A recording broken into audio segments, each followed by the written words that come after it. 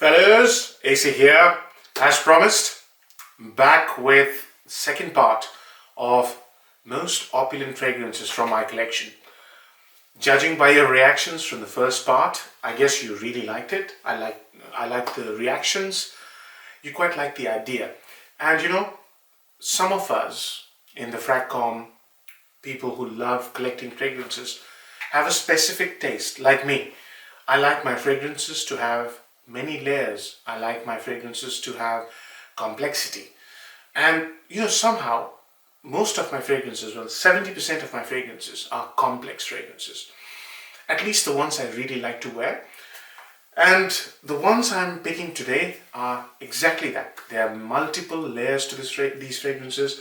They're complex and they conjure up an image of plenty, opulence, my favorite word. So let's start. The first one today is an offering by Rasasi, and it is called Oud al Boruz, Indonesia. Now, this is an oud like no other. You know, normally when you talk about Middle Eastern oud fragrances, they're paired up with either leather or saffron or rose or all four. This one is very different. They have used two types of oud in this. But what's more apparent when you smell it off somebody else, and I have, is how fruity this is. It's like walking in a fruit orchard. Yeah. So this has got a very prominent smell of citrus fruits. It also has, sometimes reminds me of apricot. And it's got this zesty feel to it because it uses ginger. So the prominent notes here are ginger, vetiver, Indian oud and Indonesian oud. I've never smelled Indonesian oud. This is the only fragrance I have. And boy, this is rich. This is luxurious. This has been executed to absolute perfection. And I'm a massive fan of Rasasi, but most of the Rasasis I own are in the budget category. Yeah, £20 to £35. This one is expensive. This 50 ml bottle will cost you about 110, I believe. But it's worth every single penny because of its rich, opulent execution. Yeah, the performance on this is phenomenal. The sillage is phenomenal. It's huge. According to me, this is just one spray fragrance. It is one of those fragrances you can wear to a special occasion and get noticed instantly. And it's so unique that you're bound to get very positive remarks. You know, in every sense of the word, this encapsulates what you call classy, rich, elegant, and bold. Yeah, those are the four words. It encapsulates those four words. Yeah, it's beautiful. Special occasions, try this one. Some of you have commented already that I should be including it. More than happy to. This is an absolutely amazing, opulent, fresh, fruity, green oud fragrance. So, Oud al Boruz, Indonesia, the first one. Next on the list is, I think, in my opinion, one of the greatest fragrances ever created. One of them. If I had to create a list of top 10, it would be on this list. It's one of the early Amouages. Amouage Gold. Guys, if that was elegant, upper class, yeah, this one is boss. This has got an air of exclusivity. If you wear Rolex, if you wear £3,000 suits, this is what you need as your signature scent. Apparently this is Putin's signature scent. This is classical French perfumery. It emphasizes animalic jasmine with civet. It also uses, is it civet or castoreum? Let me check. Yeah, it is civet. And it also uses a very bold oak moss. Very, very bold oak moss. And it combines a deep rose. But you won't be able to pick each of these florals. There's also a very soapy feel to it.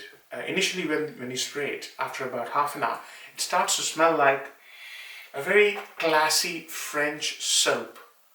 So it's got lily of the valley, jasmine, and it has a very soapy feel to it. That soapy feel and jasmine gives way to a very dark rose. And then there's this animalic undertone which exists throughout the fragrance, which makes the fragrance very mysterious and also slightly aloof. There's a huge air of exclusivity with this fragrance. It's truly exquisite and truly exclusive. Massive, massive statement maker. Very, very bossy. You know, if you're a city stock exchange trader, a stockbroker, this could be a signature scent. As I said, Putin's signature scent. So, Amouage Gold.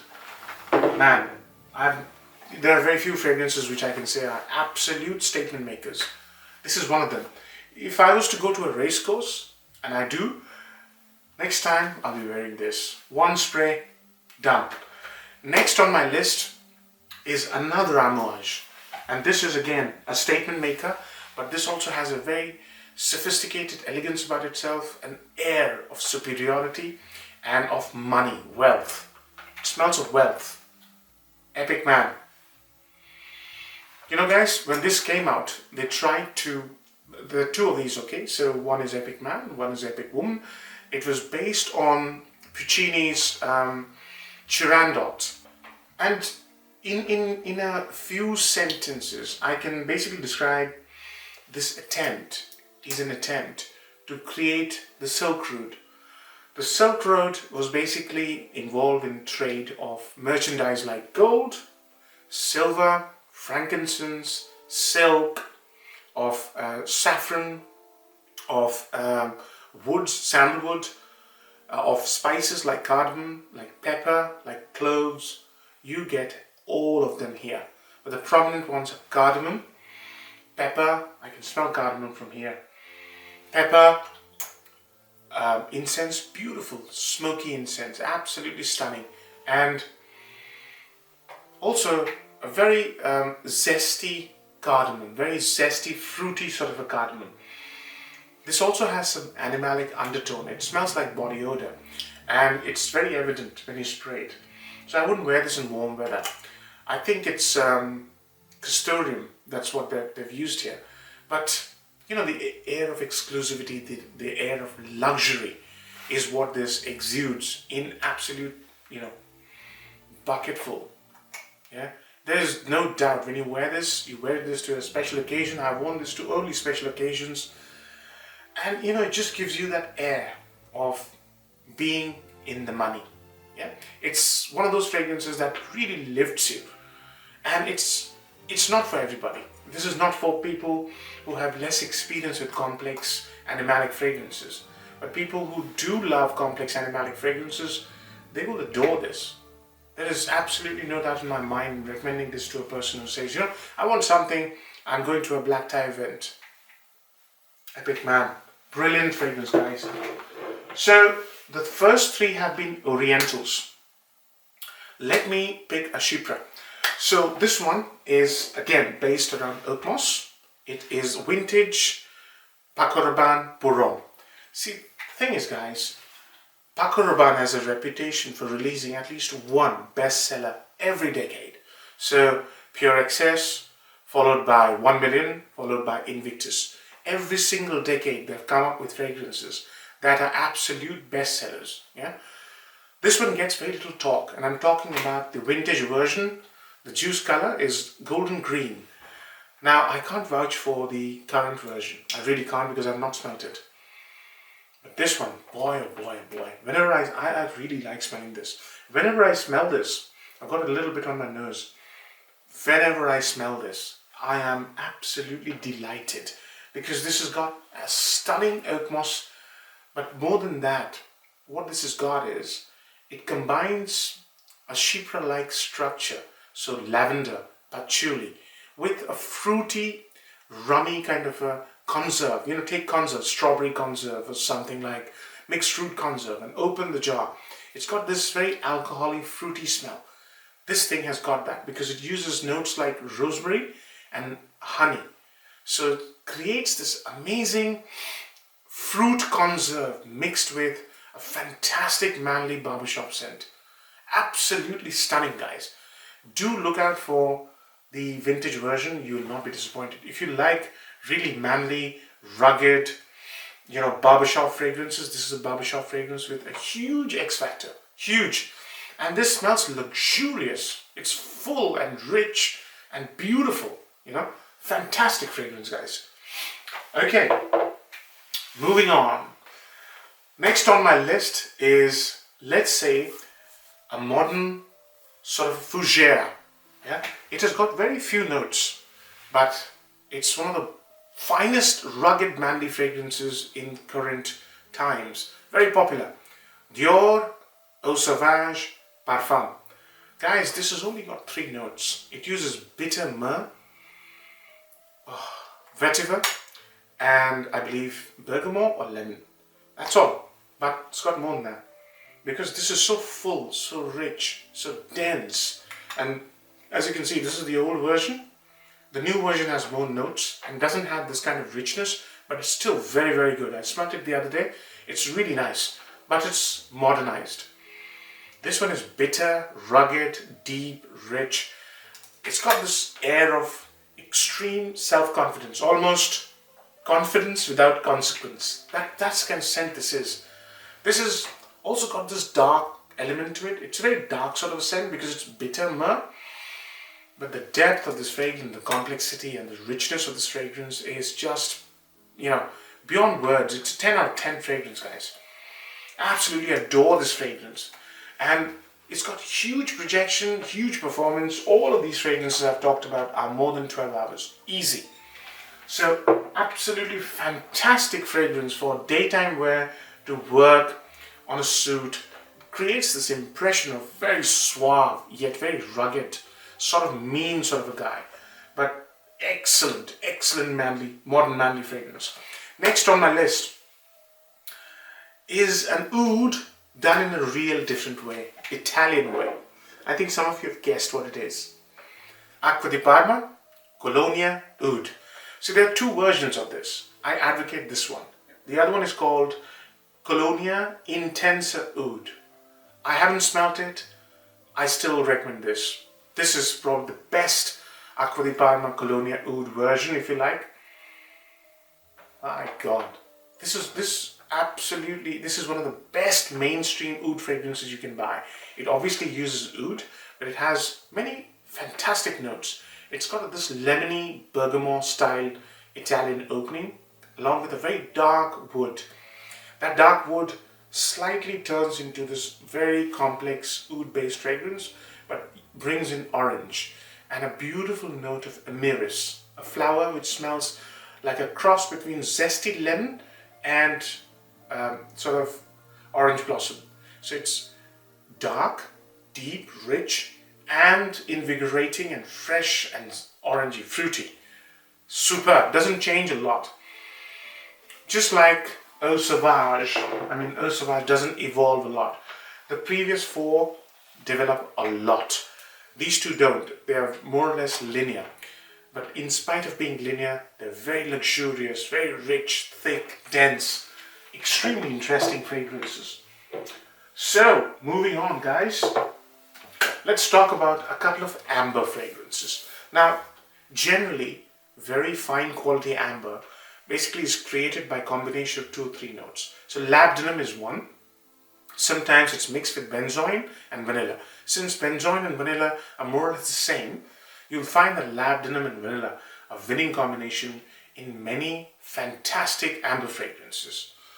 This one that I'm going to show you is an absolute amber with nuclear power strength. It's Rania J, and the name of the fragrance is Ambre, Loup. So this one, guys, borrows heavily from 2 very well-known amber fragrances. Maison Francisco de Jean, his fragrance, very famous fragrance, Grand Soir, and Andy Taz, L'air du Desert Marocain.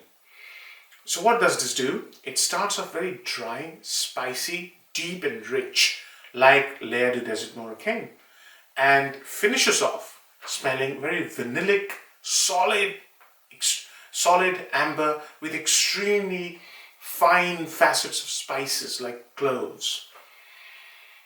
I was going to feature Grand Soir, I might, but this one is basically giving me the best of two worlds. One of the most well-known amber fragrances, Grand Soir, and obviously everybody's darling, Lauder Desert Moroccan, combined in one bottle. It's got amazing labdanum. It's got Peru balsam.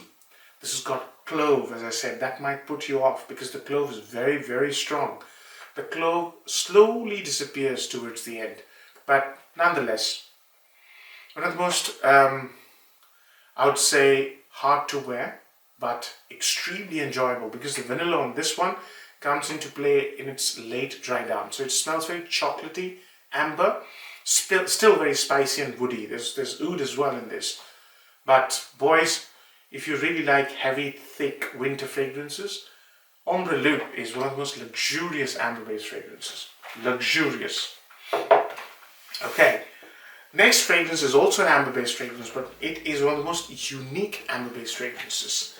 It is Les Jeux Sont Faits. This fragrance, guys, is very unique. The moment you smell it, you'll love it. Because what you smell is dry fruits and rum, right? And with that, you have this very fresh aspect. And that fresh herbal aspect is Angelica. And then with Angelica, there's this beautiful vanilla, labdanum, styrax. Yeah, so it's waxy. But that booze, you know, and there's this huge, beautiful, huge dose of tobacco which comes in the heart. It smells like you're wearing a very expensive suit and you've been to an amazing champagne party and you've been quaffing champagne, some have spilt on your suit, and you've been smoking a very expensive Cuban cigar. So it doesn't smell like cigarette smoke, it smells like tobacco, fine tobacco, and this sprightly, alcoholic, boozy smell which comes from Angelica and rum combined, and the vanilla and the labdanum. It's a scent to die for. This scent evolves a lot. It's one of the most unique amber-based fragrances I know of. Fabulous, fabulous, luxurious fragrance. Beautiful, actually. Not a lot of talk on this one. I'm going to do a full review soon.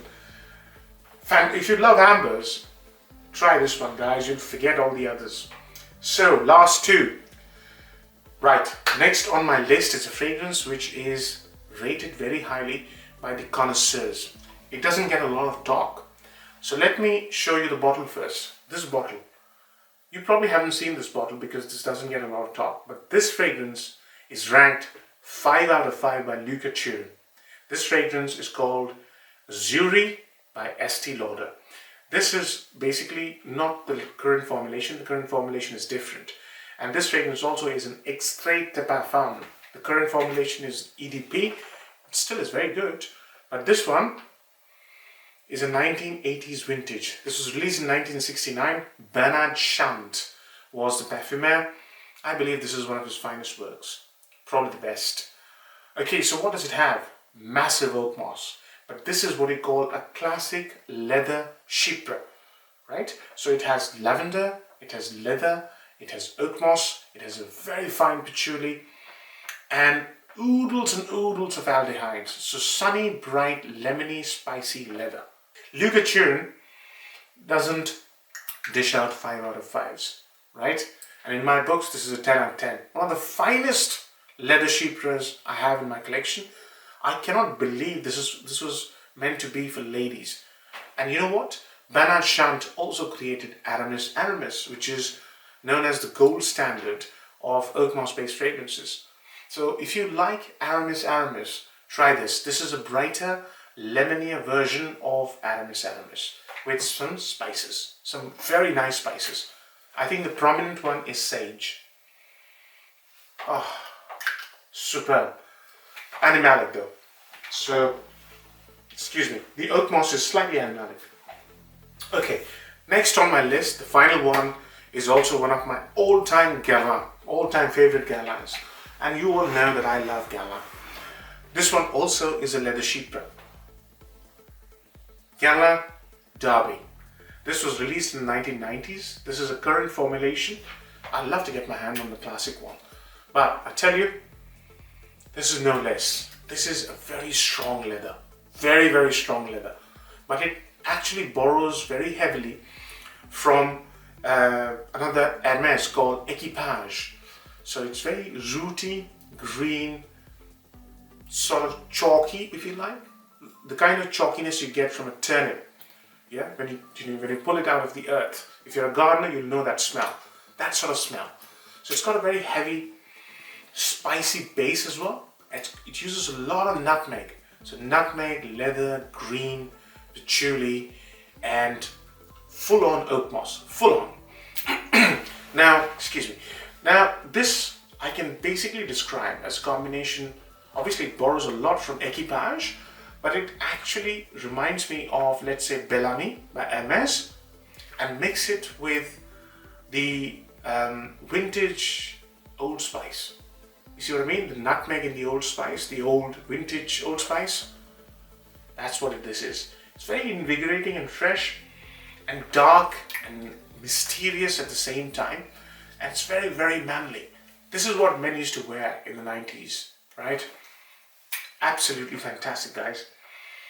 You know I'm a sucker for old classic Guerlain. This Guerlain is just an amazing leather. And I would class this leather as a Spanish leather.